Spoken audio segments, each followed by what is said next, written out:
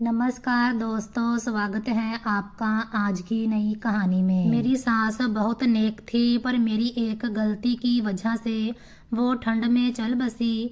मेरा नाम नेहा है। मेरी सास बहुत अच्छी थी, पर उनसे पेशाब रुकता नहीं था। वो कपड़ों में ही पेशाब कर देती थी, जिस वजह से वो अशुद्ध यानी गंदी हो जाती थी। उनसे बहुत बदबू आती थी। इसी वजह से वो हर रात नहाकर पूजा पाठ करती थी।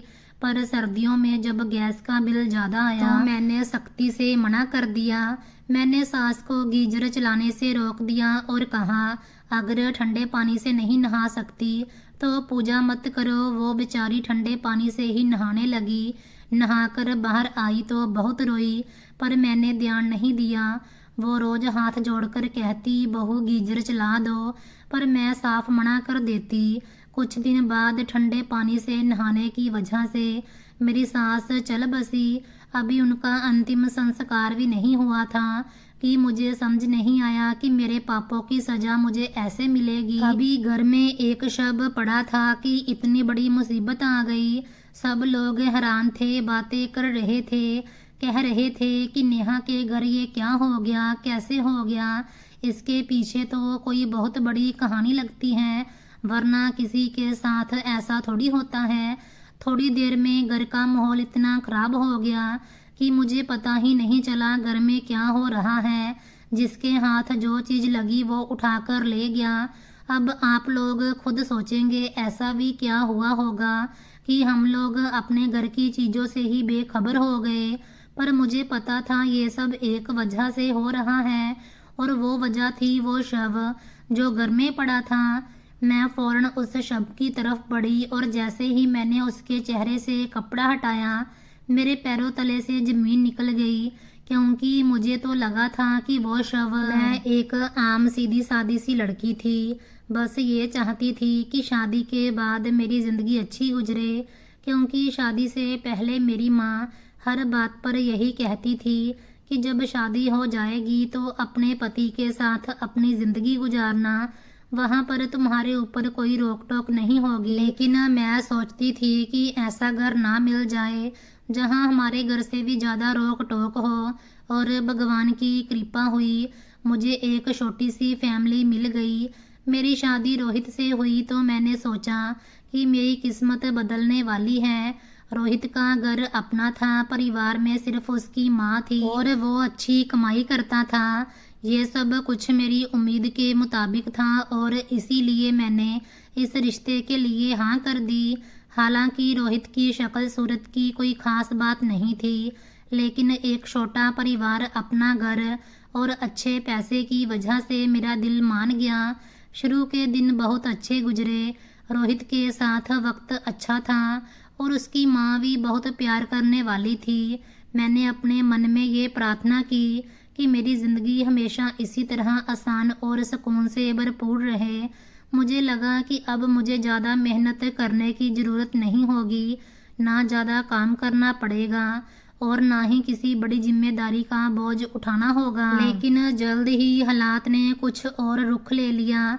जब शादी के बाद मैंने अपने पति से कहा कि बाकी सारे काम मैं कर लूँगी, लेकिन कपड़े धोना मेरे बस की बात नहीं, तो वो फौरन बोला, माँ से तो ये काम बिल्कुल नहीं होता, और 3 लोगों के कपड़े ही तो हैं। मैंने थोड़ा सोचकर कहा, ठीक है, लेकिन इसके बदले तुम हर शुक्रवार मुझे बाहर खाना खिलाने लेकर जाओगे। उसने हंसकर कहा, ठीक है बाबा, ये भी कर लूँगा। मुझे ये सौदा सही लगा और मैंने हाँ कर ली। पहले दिन जब मैं कपड़े धोने बैठी तो एक अजीब सी घबराहट ने मुझे घेर लिया। ख़ास तौर पर मेरी सास के कपड़ों से आने वाली बदबू ने मेरे दिल को उदास कर दिया। मैंने उनसे पूछा, आपके कपड़ों से ये बदबू क्यों आ रही है? वो शर्म से झुक गई और धीरे से बोली, बेटा, मुझसे पेशाब रुकता नहीं है।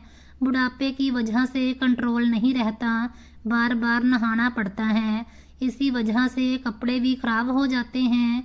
ये सुनकर मैं घबरा गई। मुझे तो उनके कपड़े धोने का ख्याल भी बर्दाश्त नहीं था, लेकिन वो इतनी कमज़ोर थी कि खुद ये काम नहीं कर सकती थी। उनका चलना फिरना भी कम था। उन्होंने मुझसे कहा, मैं खाने का इंतज़ाम कर लूँगी। बैठकर सब्जी काट लूँगी, लेकिन कपड़े धोना मेरे बस की बात नहीं।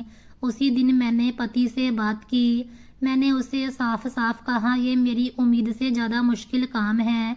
मैंने तो सोचा भी नहीं था कि ये जिम्मेदारी इतनी भारी होगी।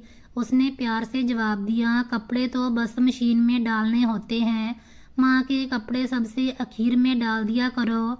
वो मुझे ये भी समझाने लगा कि उनकी बीमारी का इलाज हो चुका है, लेकिन बुढ़ापे की वजह से ये समस्या और बढ़ गई है। मैंने झुंझलाकर कहा, ये तो घाटे का सौदा हुआ। सिर्फ बाहर खाने के बदले इतनी बड़ी जिम्मेदारी ले ली। मेरा पति हंसकर बोला, जो कुछ मेरा है वो तुम्हारा भी है, तुम जो कहोगी मैं करूँगा। उसकी ये बातें मुझे थोड़ा सुकून दे गई। मैंने सोचा कि कम से कम वो मेरी मेहनत को मानता है और शायद ये बात मेरी हिम्मत बढ़ाने के लिए काफ़ी हो। सर्दियों की शुरुआत से पहले ही मेरी सास ने गीजर ऑन करवा लिया। गर्मियों में तो बार बार नहाने की समस्या किसी हद तक बर्दाश्त थी, लेकिन सर्दी में उनका कहना था कि ये समस्या और बढ़ जाती है।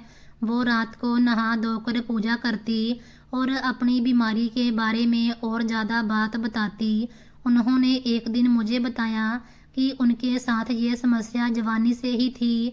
जब रोहित पैदा हुआ तो वो बोली, मेरी अपनी सास और रिश्तेदारों ने हमेशा मुझे ताना दिया कि ये बार बार नहाने का बहाना करती है, चरित्रहीन है। मेरी बीमारी को मेरा पाप बना दिया गया और मैं अपनी ज़िंदगी भर इस बेइज्जती के बोझ तले दबी रही।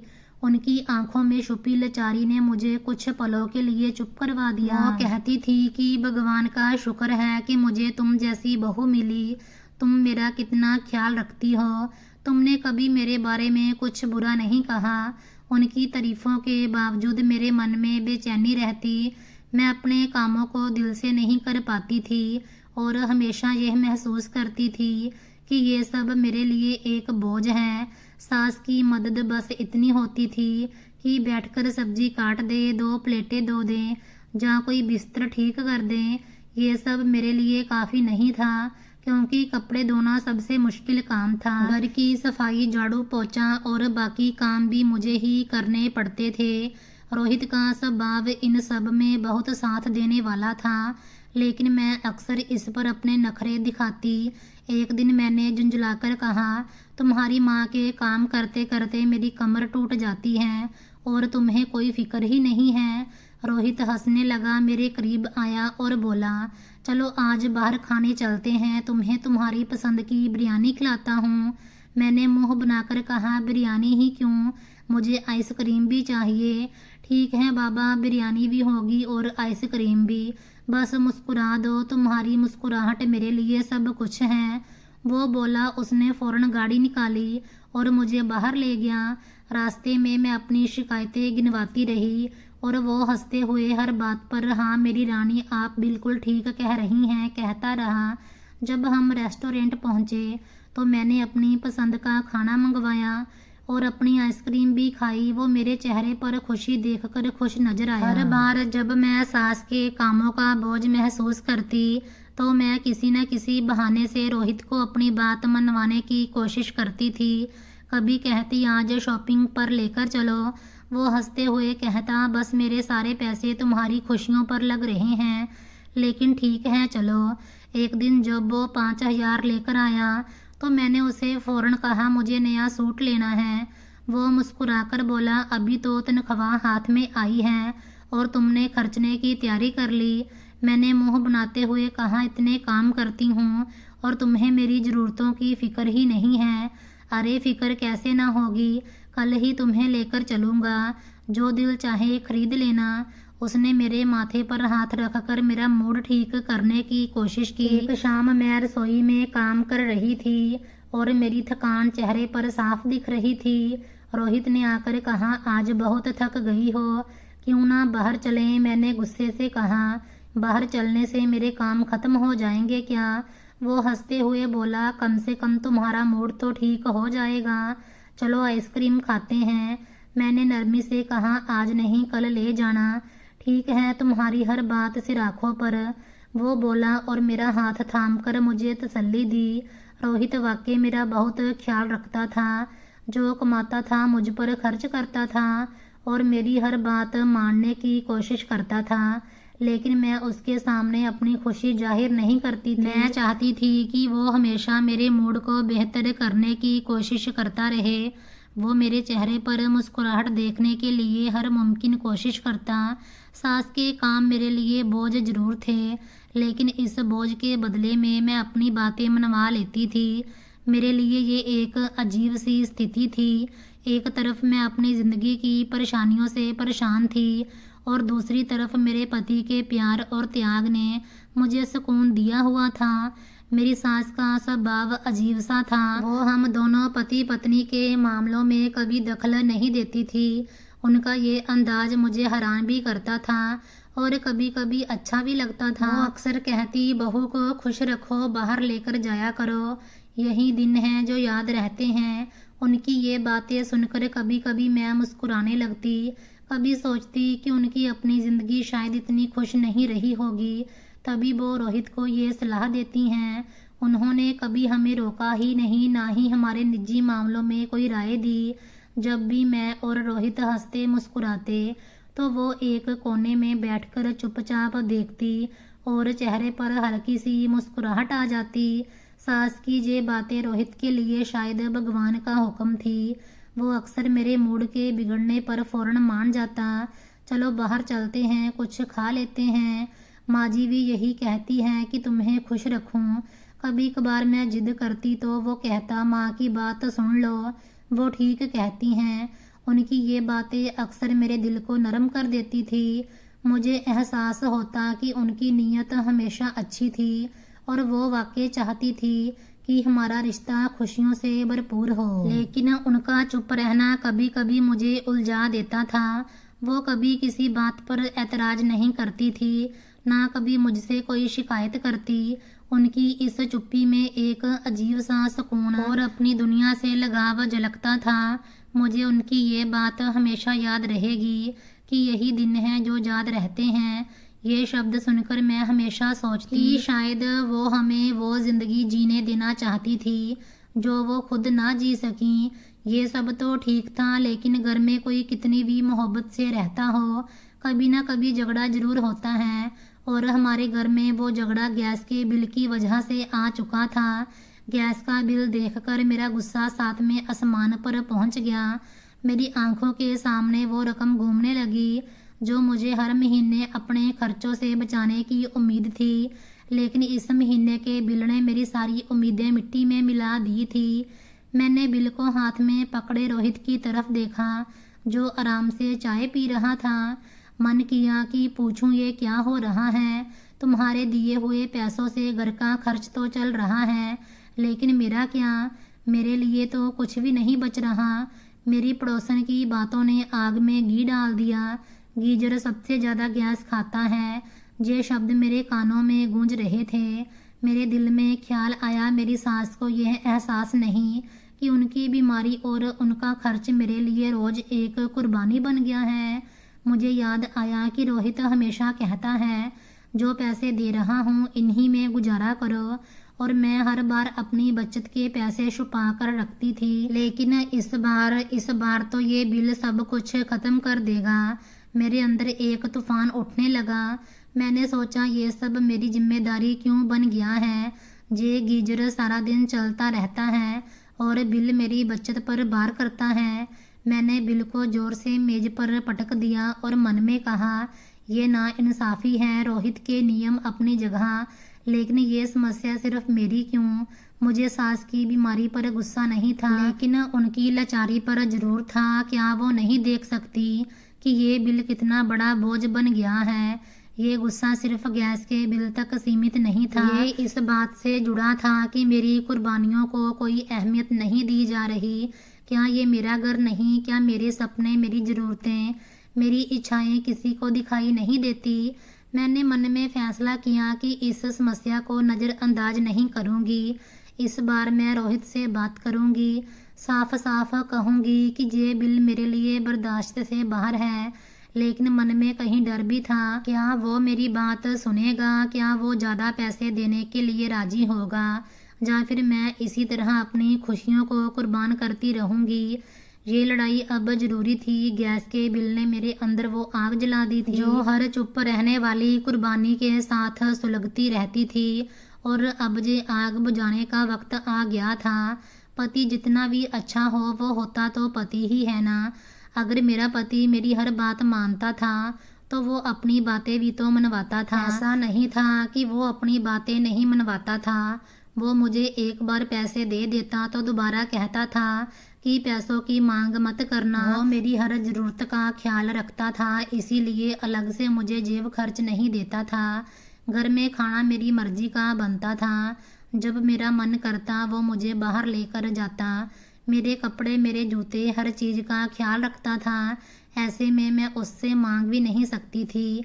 ये सब अपनी जगह था। एक दिन मेरी पड़ोसन ने मेरे दिल में शक डाल दिया। कहने लगी, तुम्हारे पति को मैंने किसी औरत के साथ देखा है। मैं हैरान रह गई। मैंने कहा, क्या मतलब? उसने कहा, हाँ, रिक्शे से उतर रहा था किसी औरत के साथ। मैंने कहा, रिक्शे से उतर रहा था तो इसका मतलब ये है कि वो औरत मेरे पति के साथ थी। हो सकता है दोनों एक ही रिक्शे में बैठे हों।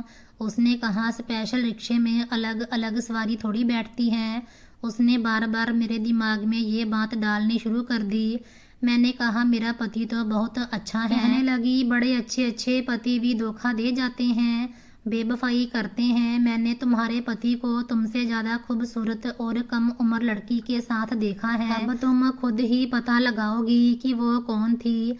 मैं तो हैरान रह गई। मैंने कहा, क्या क्या बर्दाश्त करूं? एक तरफ ये गैस का बिल मेरे सिर पर नाच रहा है, घर का खर्चा मुझे पूरा करना है, दूसरी तरफ ये अजीब अजीब बातें कर रही है। मेरा पति बहुत अच्छा इंसान था, लेकिन जब से शादी हुई थी उसकी जेब में ज़्यादा पैसे रहने लगे थे। और जब पति के पास ज़रूरत से ज़्यादा पैसे होते हैं तो वो दूसरी शादी के बारे में ज़रूर सोचता है। गरीब लोग कभी भी दूसरी शादी के बारे में नहीं सोचते, लेकिन जिनके पास पैसा होता है वो ज़रूर सोचते हैं। घर भी हमारा बड़ा था, 2-3 कमरे तो खाली ही पड़े रहते थे। कहीं उसने सोच लिया हो कि इन कमरों को भरने के बारे में सोचा जाए। गुस्सा मेरा किसी और बात का था, लेकिन अब निकलना किसी और तरफ था। मुझे मेरी सास पर बहुत गुस्सा आ गया। मैंने अपनी सास से कह दिया कि गीजर ऑन ना करें। वैसे भी घर की बात घर में ही रह जानी चाहिए, इसीलिए मैंने सोचा कि सीधे तरीके से बात कर लेनी चाहिए। जब मैंने ये फैसला किया तो मन में एक अजीब सा सुकून महसूस हुआ, जैसे मैंने अपने दिल की बात कह दी हो। लेकिन गुस्से की भावनाएं उस सुकून पर भारी पड़ गई और मुझे अपना फैसला बिल्कुल सही लग रहा था। मैंने सोचा कि ये समस्या किसी न किसी तरह ख़त्म होनी चाहिए, वरना सर्दियां तो मुझ पर भारी पड़ जाएंगी। इसी सोच के साथ मैंने बहुत नरमी से अपनी सास के सामने बात रखी। माँ जी, अब आप गीजर ऑन नहीं करेंगी। ठंडे पानी से ही पूजा से पहले हाथ पैर धो लिया करें और नहा लिया करें। वैसे भी ठंडे पानी से नहाने का अपना एक अलग फ़ायदा है, सेहत के लिए अच्छा होता है। और भगवान के सामने पेश होना है तो थोड़ी मेहनत तो करनी ही पड़ेगी, तभी ज़्यादा पुण्य मिलेगा। उनके चेहरे पर हैरानी और लाचारी साफ दिख रही थी। उन्होंने कहा, बेटा मेरी उम्र देखो, मुझे 400 बीमारियां हैं, ठंडे पानी से कैसे नहा सकती हूँ। अगर बात सिर्फ पूजा से पहले हाथ पैर धोने की होती तो मैं कर भी लेती, लेकिन तुम्हें तो मेरी बीमारी का पता है। मैं तो पहले ही बहुत मुश्किल से चल फिर रही हूँ, अब ये कैसे होगा। मैंने उनकी बात सुनी, मगर मन में ये ठान लिया था कि अपने फैसले पर अड़ी रहूँगी। मैंने सख्त लहजे में कहा, माँ जी, आपको भी तो एहसास होना चाहिए कि इतने ज़्यादा बिल आएंगे तो कौन भरेगा।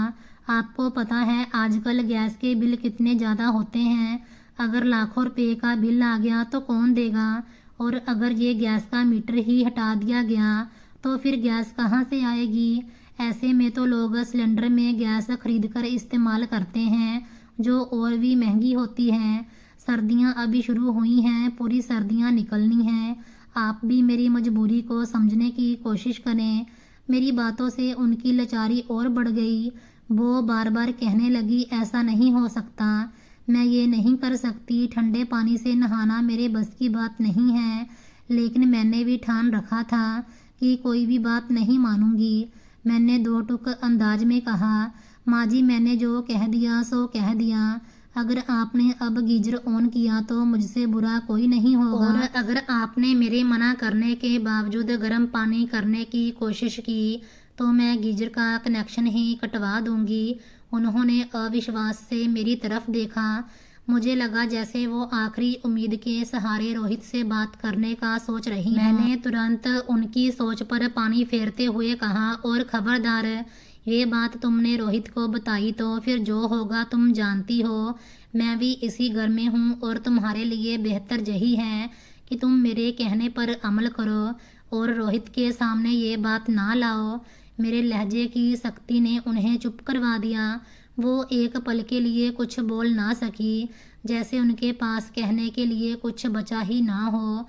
उनकी लाचारी देखकर मुझे अजीब सा सुकून महसूस हुआ, लेकिन साथ ही मन में किसी कोने में हल्की सी बेचैनी भी उठ रही थी। क्या मैं ठीक कर रही थी? क्या ये मेरे हक में बेहतर था?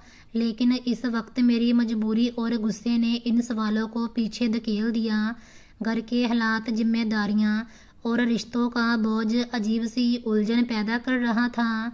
जब मैंने अपनी सास को गीजर इस्तेमाल करने से रोक दिया तब मुझे लग रहा था कि मैंने एक सही फैसला किया है। लेकिन जब मैं अपनी माँ के घर गई और वहाँ की हालत देखी तो मेरे जज्बात ने मुझे बिल्कुल दूसरी तरफ धकेल दिया।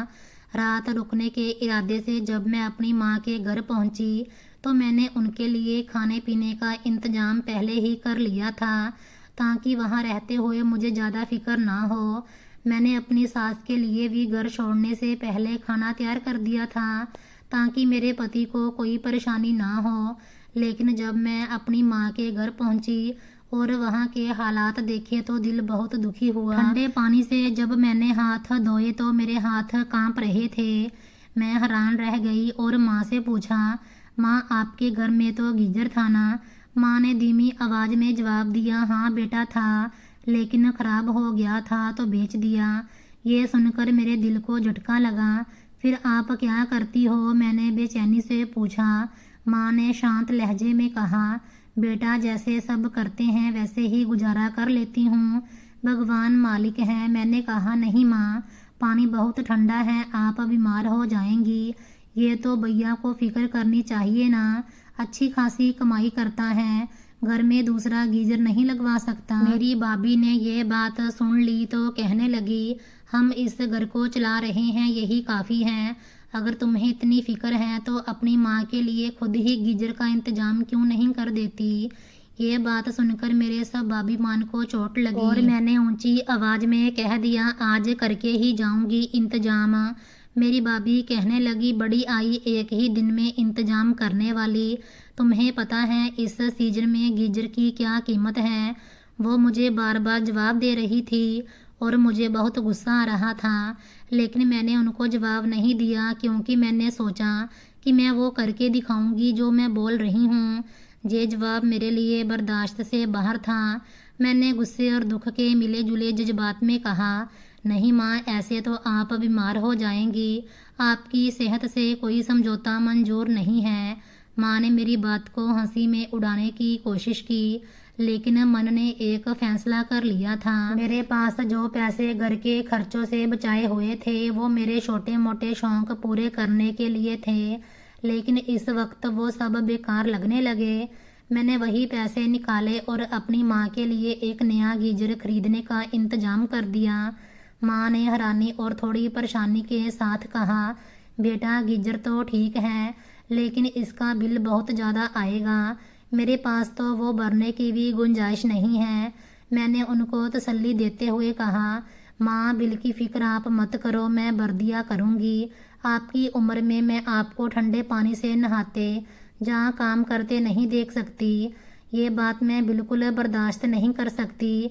मेरी माँ के चेहरे पर सुकून और मुस्कुराहट देखकर मेरे दिल को अजीब सा सुकून मिला, लेकिन उसी वक्त एक ख्याल मन में चुभने लगा। एक तरफ मैंने अपनी सास को गीजर की सुविधा से वंचित कर दिया था और दूसरी तरफ अपनी माँ के लिए गीजर लगवाकर उनके आराम का ख्याल रखा। ये विरोधाभास मुझे अंदर ही अंदर कचोट रहा था, लेकिन मैं उसे नज़रअंदाज करने की कोशिश कर रही थी। मेरी भाभी, जो मेरी माँ के साथ ज़्यादा मदद नहीं करती थी, मेरे लिए हमेशा से चिंता का कारण रही। मैंने अपनी माँ के घर आने का फैसला इसीलिए किया था क्योंकि मुझे पता चला था कि माँ को सख्त सर्दी, खांसी और जुकाम हो गया है। उनकी सेहत को देखकर मेरा दिल भर आया और मैंने वो सब करने का फैसला किया जो मैं उनके लिए कर सकती थी। ये सब कुछ मैंने अपने पति को बताए बिना किया था, क्योंकि गीजर खरीदने के लिए जो पैसे मैंने इस्तेमाल किए वो वही थे जो मैंने घर के खर्चों से बचाकर जमा किए थे। अगर मैं ये बात रोहित को बता देती तो यकीनन वो मुझसे सवाल करता कि मैंने ये सब कुछ छुप छुप कर क्यों किया। शायद मैंने चोरी ये सब किया, लेकिन अपनी माँ की खुशी और आराम के लिए मुझे ये फैसला बिल्कुल सही लगा। मुझे ये भी मालूम था कि अगर रोहित को ये बात पता चलती तो वो नाराज़ हो सकता था, लेकिन मन में कहीं ये तसल्ली थी कि मेरी माँ अब आराम से होंगी और यही मेरे लिए काफ़ी था। एक दिन शाम का वक्त था, मैं रसोई में चाय बना रही थी कि हमारी मोहल्ले वाली अचानक आ गई। वो सीधी आकर मेरे पास बैठी और गपशप शुरू कर दी। बातों के दौरान उसकी नज़र मेरी सांस पर पड़ी, जो ठंडे पानी से नहा धोकर बाहर निकली थी। वो सख्त कांप रही थी और उनके हाथ पैरों की कंपकपी साफ नजर आ रही थी। मोहल्ले वाली ने हैरानी से पूछा, नेहा, ये क्या पागलपन है? तुम्हारी सास ठंडे पानी से नहा रही है? सर्दी में ऐसा कौन करता है? मैंने लापरवाही से जवाब दिया, नहीं, ये पागलपन नहीं है, मैंने गीजर बंद करवा दिया है। ये सुनकर वो चौंक गई और बोली, ये तो तुमने ठीक किया, लेकिन नेहा, ये ठंडे पानी से नहा रही है, अगर बीमार हो गई तो फिर इलाज का खर्चा भी तुम लोगों को ही उठाना पड़ेगा। मैंने मुस्कुराते हुए कहा, हमारा खर्चा क्यों होगा? उनके पास तो अपनी पेंशन है ना, इसी में से अपना इलाज करवा लेंगी और ज़्यादा समस्या हुई तो इसी पेंशन से नया गीजर भी लगवा लें। मोहल्ले वाली को ये सुनकर हैरानी हुई। उसने पूछा, तुम्हें इनकी पेंशन के बारे में कैसे पता है? मैंने हल्की सी हंसी के साथ जवाब दिया, एक दिन संजोग से उनके सामान में पेंशन कार्ड देख लिया था, तब से ही मुझे पता चला कि उनके पास अपनी आमदनी है। ये बात करते हुए मेरे दिल का जो थोड़ा बहुत बोझ था वो भी ख़त्म हो गया। मैंने सोचा कि मैंने जो किया वो बिल्कुल ठीक किया था। अगर उनके पास अपनी पेंशन है तो वो अपने लिए सब कुछ कर सकती हैं। अब मुझे अपने फैसले पर कोई शर्मिंदगी और पाप का एहसास नहीं हो रहा था। मोहल्ले वाली ने मेरी बात का समर्थन किया और कहा, हाँ नेहा, तुमने ठीक कहा, आखिर अपना खर्चा तो इन्हें खुद निकालना चाहिए। कल को तुम्हारे बच्चे होंगे, उनके हजारों खर्च होंगे, फिर उनके खर्च उठाने के लिए तुम्हारे पास वक्त और पैसा कहाँ होगा? मैंने उसकी बात से सहमति जताई और कहा, बिल्कुल, और यही वजह है कि मैंने अपने मन को तसल्ली दी है कि मैंने जो किया वो गलत नहीं किया। मेरी सास जानबूझकर ठंडे पानी से नहा रही है ताकि बीमार हो जाए और मेरे पति को पता चल जाए, लेकिन ये सब उनका नाटक है और मैं उनका हिस्सा नहीं बनने वाली। ये बात कहकर मैं संतुष्ट हो गई। अंदर से मैं खुद को सही समझ रही थी और मेरे अंदर कोई पछतावा बाकी नहीं रहा था। रात का वक्त था, घर पर एक गहरी चुप्पी छाई हुई थी। मेरे पति काम से वापस आए और थके हुए थे, लेकिन अचानक उनके चेहरे पर कुछ बदलाव महसूस हुआ। वो कहने लगे, नेहा, मुझे माँ की बहुत याद आ रही है। उनके लहजे में एक अजीब सी बेचैनी थी। मैंने लापरवाही से कहा, याद क्या आ रही है, एक ही घर में तो हैं। उन्होंने गहरी सांस ली और कहा, नहीं नेहा, कई दिन हो गए हैं उनके पास बैठे हुए, जरा जाकर उनसे बात कर लेता हूँ। मैंने रूखे लहजे में जवाब दिया, ये वक्त तो उनके सोने का है, सो गई होंगी। उन्होंने कहा, नहीं, इस वक्त पूजा कर रही होंगी। और फिर वो उठकर अपनी माँ के कमरे की तरफ चल दिए। कमरे में जाकर जैसे ही उन्होंने दरवाज़ा खोला, उनकी आवाज़ गूंजी, माँ, लेकिन कोई जवाब नहीं आया। वो करीब गए, उनका हाथ हिलाया और अचानक घबराकर बाहर आए। उनके चेहरे पर हवाइयाँ उड़ रही थीं। वो चिल्लाने लगे, नेहा जल्दी आओ, माँ तो सांस नहीं ले रही। मेरी भी हालत कुछ अजीब हो गई। जल्दी से एम्बुलेंस को फ़ोन किया और उनकी हालत के बारे में बताया, लेकिन एम्बुलेंस के पहुंचने से पहले ही मेरी सास की सांसें हमेशा के लिए रुक चुकी थी। डॉक्टरों ने आकर पुष्टि कर दी थी कि वो इस दुनिया से जा चुकी हैं और शायद ठंड की वजह से उनकी मौत हुई है। घर में एकदम से कोहराम मच गया। मेरे पति सुन्न हो गए और उनकी आंखों में आंसू भर आए। मैं हैरानी से उन्हें देख रही थी, लेकिन मेरे अंदर कोई खास गम या पछतावा महसूस नहीं हो रहा था। मैं तो यही सोच रही थी कि अब फिर खर्चा होगा। हमने करीबी रिश्तेदारों और मोहल्ले वालों को खबर देना शुरू कर दिया। सुबह तक घर में लोगों का आना जाना शुरू हो गया। हर कोई अफसोस के साथ आया। मेरी सास के लिए प्रार्थना की और उनके अच्छे स्वभाव की तारीफ की। घर में पूरा शोक का माहौल था। मैंने खुद को शांत दिखाया और मेहमानों की मेजबानी में लग गई, लेकिन मेरे दिल में एक अजीब सा सुकून था। शायद ये सोचकर कि अब घर के खर्चों में कमी आएगी, या फिर ये कि जो कुछ हुआ वो मेरे काबू से बाहर था। मेरे पति अपनी माँ के बिस्तर के पास बैठे लगातार रो रहे थे। मोहल्ले की औरतों ने मुझे भी बुलाया कि मैं उनके पास बैठूं, लेकिन मैंने बहाना बनाकर कहा कि मैं मेहमानों का इंतजाम देख रही हूँ। मौत का माहौल घर में छा गया था, लेकिन मेरे दिल पर कोई खास असर नहीं हुआ। मैंने मन ही मन खुद को ये कहकर समझा लिया कि ये सब भगवान की मर्जी थी और शायद मेरी सास ने जानबूझकर अपनी हालत ऐसी बना ली थी ताकि वो बीमार हो जाए और मेरा राज खुल जाए। लेकिन अब ये सब कुछ खत्म हो चुका था। घर में सन्नाटा था और सास का शव सामने रखा था। कमरे में हर तरफ एक अजीब सी बेचैनी महसूस हो रही थी। लोग आ जा रहे थे। शव को देखकर फुसफुसाहट और चर्चाएं शुरू हो रही थीं। सबके मन में एक ही सवाल था, आखिर अचानक ऐसा क्या हुआ कि वो यूं चल बसी।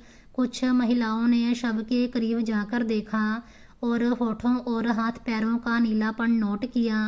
किसी ने कहा, ये तो साफ नजर आ रहा है कि उनका खून जम चुका है, सर्दी की वजह से उनकी मौत हुई है। किसी और ने जोड़ा, ठंडे पानी से नहाने का नतीजा यही होता है। इसी दौरान वही मोहल्ले वाली औरत जो अक्सर मेरे पास बैठती थी और मेरी हमराज बनी हुई थी, लोगों में फुसफुसाने लगी। उसने शायद दूसरों को ये बात बता दी कि उसकी बहू ने गीजर ही बंद करवा दिया था। बेचारी ठंडे पानी से नहाती रही और सर्दी ने जान ले ली। ये बात तुरंत मेरे पति के कानों तक पहुंच गई। मैं रसोई में पानी गर्म कर रही थी कि वो तेजी से मेरे पास आया। उसकी आंखों में गुस्सा और अविश्वास झलक रहा था। उसने मुझसे कहा, ये सब क्या कह रहे हैं? क्या वाकई तुमने गीजर बंद करवा दिया था? मैंने अपनी आवाज़ को काबू में रखने की कोशिश करते हुए जवाब दिया, ऐसा कुछ नहीं है, ये लोग झूठ बोल रहे हैं। गीजर तो ठीक ही था, मैंने कुछ बंद नहीं करवाया। मैंने अपनी बात में यकीन पैदा करने की कोशिश की, लेकिन मेरे चेहरे, मेरे लहजे की हल्की सी कंपकपी ने मेरी बेचैनी जाहिर कर दी। मेरे पति के मन में शक बढ़ता जा रहा था, लेकिन वो फौरन कोई बात नहीं कर सका। मेरे घर वाले भी आए हुए थे और मैं जानबूझकर खुद को कामों में व्यस्त रखने की कोशिश कर रही थी ताकि उनसे नजरें ना मिलाना पड़े। लेकिन हकीकत ये थी कि मेरी अपनी नजरें खुद ही झुक जाती थी। जब भी मेरा पति मेरी तरफ देखता, उनकी आंखों में वो सवाल साफ नजर आता, क्या ये सच है? क्या मेरी माँ वाकई तुम्हारी लापरवाही की वजह से इस दुनिया से गई? मैं हर बार नजरें चुरा लेती, क्योंकि मन के किसी कोने में मुझे मालूम था कि जो हुआ इसमें मेरा हाथ था। मेरे मन में बार बार यही ख्याल आ रहा था कि जैसे ही शव का अंतिम संस्कार होगा और लोग चले जाएंगे, वो ज़रूर मुझसे दोबारा सवाल करेगा। लेकिन मैंने पहले ही तय कर लिया था कि मैं मना करूंगी। मैं साफ कहूंगी कि गीजर तो चल रहा था और सर्दी की वजह से ये हादसा हो गया। मैंने अपनी तरफ से ये बात संभालने की पूरी तैयारी कर ली थी, लेकिन मेरे मन की बेचैनी कम नहीं हो रही थी। सच्चाई का बोझ मेरे अंदर गूंज रहा था और मुझे पता था कि चाहे जितना भी झूठ बोल लूं, मेरे पति की नज़रों का सवाल ख़त्म नहीं होगा। लोग तो बात की खाल निकालते हैं। मेरी सास का शव भी मेरे लिए मुसीबत बना पड़ा था। मैं कह रही थी कि बस जल्दी जल्दी इन्हें यहाँ से ले जाया जाए ताकि बात खत्म हो। इसके बाद रो धो कर अपने पति को अपनी बातों में लगा लूंगी। घर का माहौल गहरे सदमे में डूबा हुआ था। मेरी सास का शव अब भी घर के बीच वाले कमरे में रखा हुआ था। हर तरफ अफसोस और दुख का नज़ारा था। लेकिन अचानक एक और कहर टूट पड़ा। मेरी माँ जो घर के कामों में मेरी मदद के लिए आई हुई थी, पानी गर्म करने के लिए गीजर के पास गई। जैसे ही उन्होंने गीजर को छुआ, एक जोरदार करंट लगा और वो वहीं बेहोश होकर गिर गई। मैंने तुरंत शोर मचाया। सब लोग भागकर आए। किसी को समझ नहीं आ रहा था कि क्या हुआ है। मैं घबराहट में उनकी तरफ गई, लेकिन जैसे ही मैंने उनका शरीर छुआ, मेरे हाथों में एक जोरदार करंट महसूस हुआ। करंट की वजह से मेरा शरीर कांप उठा और मेरी एक टांग बिल्कुल बेजान हो गई। मैं फर्श पर गिर गई। मेरे आसपास सब लोग चीखने लगे, लेकिन मेरे कानों में कोई आवाज़ नहीं जा रही थी। घर में अफरा दफरी मच गई। मेरी माँ को जल्दी से अस्पताल ले जाया गया। मैं दर्द के बावजूद फर्श पर लेटी प्रार्थना कर रही थी कि शायद वो बच जाए। लेकिन जब वो अस्पताल पहुंची, डॉक्टरों ने साफ कह दिया कि वो रास्ते में ही दम तोड़ चुकी थी। ये सुनकर मेरा दिल दहल गया। अब घर के एक कमरे में मेरी सास का शव रखा था और दूसरे कमरे में मेरी माँ का शव लाया जा रहा था। मेरे लिए सब अविश्वसनीय था। वो माँ जिसके लिए मैंने हमेशा सुविधा दी, जिसकी राहत मेरी पहली प्राथमिकता रही, वही आज एक पल में मुझे छोड़कर चली गई। और मेरी सास जिनके साथ मैंने हमेशा सख्त रवैया अपनाया, वो भी इस दुनिया से जा चुकी थी। उस दिन मुझे लगा कि भगवान ने मेरे कर्मों का हिसाब इसी दुनिया में ले लिया। मेरी सास की मौत के बाद मुझे जो अपराध बोध था, वो मेरी माँ की अचानक मौत ने और गहरा कर दिया। अब मेरे दिल पर 2 मौतों का बोझ था। मेरी अपनी टांग भी बेकार हो चुकी थी और मैं एक दिव्यांग की ज़िंदगी शुरू करने जा रही थी। इसी शाम मैंने हिम्मत करके अपने पति के सामने अपनी गलतियों को कबूल किया। मैंने गीजर बंद करवाने, अपनी सास के साथ किए बुरे व्यवहार और अपनी गलतियों को सच सच बता दिया। मेरा पति चुपचाप सुनता रहा। उसकी आंखों में एक अजीब सा गम और गुस्सा नजर आ रहा था। वो कुछ बोला नहीं, लेकिन उसकी चुप्पी ही मेरी सजा थी। कुछ दिन बाद उसने मुझे तलाक तो नहीं दिया, लेकिन अलग रहने का फैसला कर लिया। वो मुझे मेरे मायके छोड़ आया और कहा, अब तुम्हारी ज़िंदगी का फैसला तुम्हारे भाई और भाभी करेंगे। यह कहकर वो वापस चला गया। मैं लाचारी की हालत में अपने भाई के घर आ गई।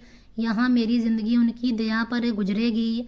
अब मैं एक ऐसी ज़िंदगी गुजार रही हूँ जिसमें ना मेरा कोई अधिकार है, ना इज्जत। मेरे कर्मों ने ना सिर्फ मेरी ज़िंदगी बदल दी, बल्कि मेरे आसपास के लोगों को भी दुख दिया। ये एहसास अब हमेशा मेरे साथ रहेगा कि मेरी गलतियों ने मेरे घर को बर्बाद कर दिया। मेरे लिए वो दिन बेहद मुश्किल थे। माँ के जाने का गम मेरे दिल पर भारी था और शारीरिक लाचारी ने ज़िंदगी और मुश्किल बना दी थी। मेरे भाई और भाभी ने मुझे अपने घर में तो जगह दी, लेकिन वो जगह किसी इज्जत या प्यार की नहीं थी। मेरी भाभी अक्सर मुझसे बदतमीजी करती, वक्त पर खाना नहीं देती और कभी कभी ताने मारती। वो कहती, जो हाल हुआ है वो अपने कर्मों की सज़ा है, अब ये हाल बर्दाश्त करो। मैं अंदर से टूट चुकी थी, मगर किसी से कुछ कहने की हिम्मत नहीं होती थी। मेरी टांग अब भी काम नहीं कर रही थी और डॉक्टरों का कहना था कि शायद मैं पूरी तरह से तो कभी ना चल सकूं, मगर किसी सहारे के साथ लंगड़ा कर चलने के काबिल हो सकती हूँ। ये सुनकर मेरा दिल और ज़्यादा उदास हो जाता। मैं दिन रात रोहित के बारे में सोचती कि शायद वो मुझे वापस ले जाए। मैंने बार बार उसे फ़ोन किया, माफ़ी मांगी, अपनी गलतियों को कबूल किया, मगर वो फ़ोन तक नहीं उठाता था। मैं मैसेज पर मैसेज करती थी, अपनी हालत बताती, यहाँ तक कि एक दिन मैंने उसे ये तक लिख दिया, मुझे अपने घर में कुत्ते की तरह रख लो, मगर यहाँ से ले जाओ। मेरा दिल उम्मीद और निराशा के बीच झूलता रहा। रोहित की चुप्पी मेरे लिए सबसे बड़ी सज़ा थी, लेकिन फिर 2 महीने बाद एक दिन अचानक दरवाजे पर दस्तक हुई। जब मैंने अपने भाई को दरवाजे की तरफ जाते देखा तो मेरा दिल ज़ोर ज़ोर से धड़कने लगा। वो रोहित था, वो आया था। मेरा दिल जैसे खुशी से फटने को था। उसने साफ शब्दों में कहा, चलो मेरे साथ चलो, जैसी भी हो तुम मेरी पत्नी हो। उसके ये शब्द मेरे लिए ज़िंदगी की सबसे बड़ी खुशखबरी थी। मेरी आंखों से आंसू बहने लगे और मैंने उसके सामने हाथ जोड़कर कहा, रोहित बेशक मुझसे जो चाहो करो, मगर मुझे अपने से दूर मत करना। मैं वादा करती हूँ अब कभी आवाज़ नहीं उठाऊंगी और तुम्हारे हर फैसले को दिल से कबूल करूंगी। रोहित ने मुझे सहारा दिया और गाड़ी तक लेकर आया। वो पल मेरे लिए बयान नहीं किए जा सकते थे। वह मुझे वापस घर ले आया जहाँ मैंने दोबारा ज़िंदगी की शुरुआत की। रोहित ने मेरे लिए एक खास छड़ी का इंतज़ाम किया जिसे पकड़कर मैं धीरे धीरे चलने की कोशिश करती थी। मैं लंगड़ा लंगड़ा कर चलती, लेकिन कोशिश करती कि अपने घर के काम खुद करूं। मुश्किलों के बावजूद मेरे दिल में एक शांति थी कि मैं अपने पति के साथ हूँ। रोहित मेरी कोई खास मदद नहीं करता था, लेकिन ये हकीकत थी कि वह मुझे मेरे भाई के घर से वापस ले आया। मेरे लिए किसी वरदान से कम नहीं था। मैंने खुद को इस नई जिंदगी के हिसाब से ढाल लिया और हर दिन खुद को ये यकीन दिलाने की कोशिश करती कि मैंने अपनी गलतियों से सबक सीख लिया है। मुझे अक्सर वो दिन याद आते हैं जब मेरी ज़िंदगी पूरी थी। मेरा पति मेरे इशारे पर चलता था, हर बात मानता था और मेरी हर इच्छा को पूरी करने की कोशिश करता था। उन दिनों मेरी सास भी जिंदा थी, लेकिन वो मेरे मामलों में ज़्यादा दखल नहीं देती थी। मुझे याद है कि तब मेरा पति मेरा पूरा साथ देता था और मुझे लगता था कि मेरी ज़िंदगी में सब कुछ मेरे काबू में है, लेकिन मैंने अपनी ही हरकतों से वो सुकून और प्यार बर्बाद कर दिया। अपनी सास के साथ जो व्यवहार रखा उसका अंजाम मैं भुगत रही थी। अब मेरा पति वो पहले वाला रोहित नहीं रहा था। वो मुझसे बात ज़रूर करता था, मगर उसमें पहले जैसा प्यार और मोहब्बत महसूस नहीं होती थी। मैं जानती थी कि उसकी चुप्पी में शक, निराशा और शायद कुछ नफरत छुपी हुई थी, लेकिन फिर भी वो मुझे छोड़कर नहीं गया।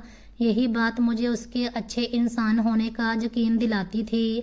मैं दिन रात प्रार्थना करती थी कि भगवान मुझे संतान दे दे। शायद संतान की वजह से हमारे बीच की दूरियां कम हो जाएं और रोहित के दिल में दोबारा मेरे लिए जगह बन जाए, लेकिन अभी तक मेरी प्रार्थनाएं कबूल नहीं हुई। मैं अपने मन को तसल्ली देती थी कि शायद भगवान मेरी परीक्षा ले रहा है, शायद वो मुझे मेरे पापों का पछतावा करने का मौका दे रहा है। मेरा दिल चाहता था कि किसी तरह रोहित के दिल में वही जगह दोबारा हासिल कर लूं जो कभी मेरी थी, और अब भी उसने मुझे अपने साथ रखा हुआ था।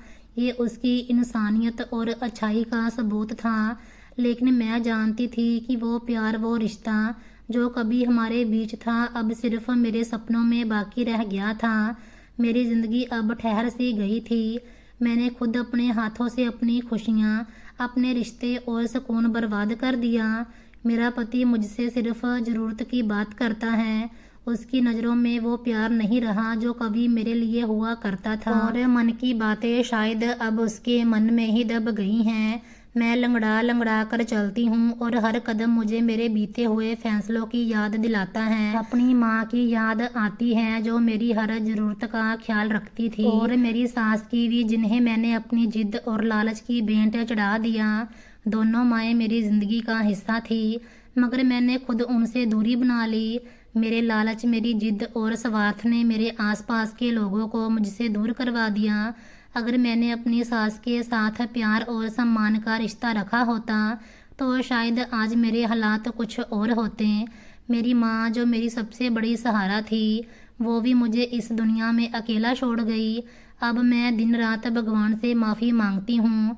मैं प्रार्थना करती हूँ कि भगवान मेरे मन का बोझ हल्का कर दे, मेरे पापों को माफ़ कर दे और मेरे पति के मन में मेरे लिए कुछ नरमी पैदा कर दे। लेकिन शायद ये वक्त मुझे मेरी गलतियों का पछतावा करने के लिए दिया गया था।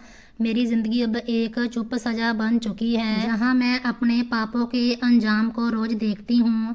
अब मैं उसके असर के साथ जीने पर मजबूर हूँ। सीख। बड़ों की इज्जत करना हमारी ज़िंदगी का सबसे बड़ा नियम होना चाहिए। ख़ास तौर पर पति की माँ की इज्जत को अपनी जिम्मेदारी समझना चाहिए।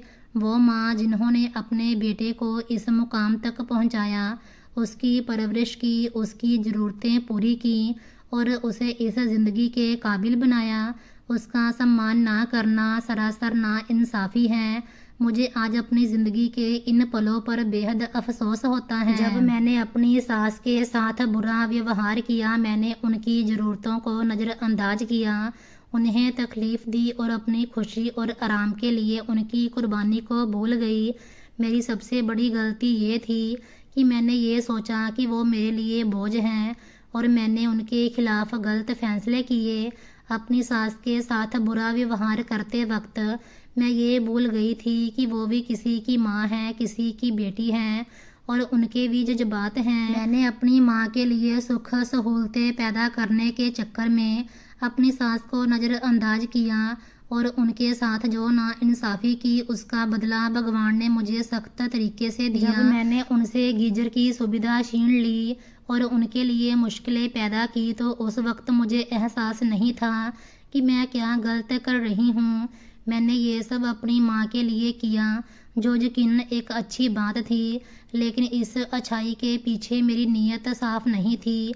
मैंने अपनी सास को नुकसान पहुँचाया, उनकी ज़रूरतों को नज़रअंदाज किया और उन्हें सर्दी में तकलीफ़ उठाने पर मजबूर कर दिया। उस वक्त मैं खुद को सही समझ रही थी, लेकिन हकीकत में मैं बड़ी गलती कर रही थी। भगवान का न्याय बहुत सच्चा है और जब वो न्याय करता है तो इंसान हैरान रह जाता है। मेरी ज़िंदगी में भी यही हुआ। मेरी सास की मौत सर्दी की वजह से हुई और इस घटना के बाद मेरी अपनी माँ भी मुझसे छीन ली गई। मैंने अपनी माँ को उसी सुविधा में खो दिया जिसे मैंने उनके लिए दिया था। इसी के साथ मैं खुद भी दिव्यांग हो गई और ये सब मेरे लालच और स्वार्थ का नतीजा था। मैंने अपनी ज़िंदगी के इन सारे कड़वे अनुभवों से ये सीखा है कि बड़ों की दुआएं और उनका आशीर्वाद हासिल करना हमारी कामयाबी का राज है। अपने पति की माँ की इज्जत ना करना, उन्हें तकलीफ़ पहुंचाना और उनके जज्बात को नज़रअंदाज करना, ये एक माफ़ ना करने वाला पाप है। अगर मैंने अपनी सास के साथ इज्जत और प्यार का व्यवहार अपनाया होता तो शायद आज मेरा पति मुझसे दूर ना होता, मेरी ज़िंदगी में सुकून होता और मैं खुद को इतनी लाचार ना पाती। मेरे पति ने मेरे सारे पापों के बावजूद मुझे छोड़ा नहीं, लेकिन वो मन से मुझसे दूर हो चुका है। उनकी बातों में अब वो प्यार और नज़दीकी नहीं रही जो पहले हुआ करती थी। मैं अब अपनी ज़िंदगी के हर पल अपने पापों की सज़ा भुगत रही हूँ। मैंने लालच के पीछे अपनी सास की ज़िंदगी को नज़रअंदाज किया और अपनी माँ की जान भी गंवा दी। आज जब मैं अपनी ज़िंदगी पर नज़र डालती हूँ तो हर पल खुद को कोसती हूँ। मैं सोचती हूँ कि अगर मैंने बड़ों की इज्जत को अपनी जिम्मेदारी समझा होता, अगर मैंने अपनी सास के साथ प्यार और सम्मान का सलूक किया होता, तो शायद आज मैं एक खुशहाल और शांत ज़िंदगी गुजार रही होती। भगवान ने हमें ज़िंदगी में परीक्षाओं के जरिए सिखाया है कि हम किसी के साथ नाइंसाफ़ी ना करें और लालच से हमेशा दूर रहें। मेरे अनुभव से यह सबक मिलता है कि अपने आसपास के बड़ों की इज्जत करें, उनके जज्बात को समझें, उनकी ज़रूरतों का ख्याल रखें। अपनी सास के साथ प्यार और इज्जत का सलीका अपनाएं, क्योंकि वो आपके पति की जान है। अगर हम अपनी ज़िंदगी को सीधे और सच्चे रास्ते पर रखें तो भगवान की कृपा हमारे साथ होगी। भगवान ने मेरी आंखें खोल दी, लेकिन इसके लिए मुझे बहुत भारी कीमत चुकानी पड़ी। अब मैं हर पल प्रार्थना करती हूँ कि भगवान मेरी गलतियों को माफ़ कर दें और मेरी ज़िंदगी में सुकून लाएं। आखिर में मैं यही कहना चाहूँगी कि बड़ों का आशीर्वाद लेकर चलें, क्योंकि यही आपकी कामयाबी का जरिया है। अपने पति की माँ को एक माँ की तरह समझें, उनका ख्याल रखें और उन्हें खुश रखें, ताकि आपकी ज़िंदगी में खुशहाली और बरकत हो। लालच से दूर रहें और अपनी ज़िंदगी को भगवान की मर्जी के मुताबिक गुजारें। भगवान का न्याय हमेशा सच्चा होता है, इसीलिए अपनी ज़िंदगी को सीधे रास्ते पर चलाएं ताकि आपको कभी पछतावा ना हो। सो दोस्तों, ये थी आज की कहानी। उम्मीद करती हूँ कि आपको ये कहानी अच्छी लगी होगी। अगर आप इस चैनल पर नए हैं तो प्लीज़ चैनल को सब्सक्राइब ज़रूर करें।